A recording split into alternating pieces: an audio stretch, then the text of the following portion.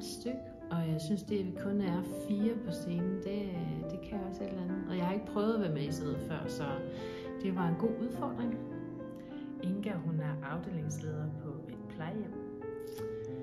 Det bedste ved at spille min rolle, det er, at jeg kan få lov til at veksle mellem at være venlig og streng og frustreret. Det sværeste ved karakteren Inga, det er, at jeg skal veksle så meget mellem forskellige sindstemninger. Jeg kan godt genkende det der med, at man har et stort omsorgsgen, men måske ikke har tid til at føre det ud i livet altid. Vi ses i Teaterhuset fra den 27. februar.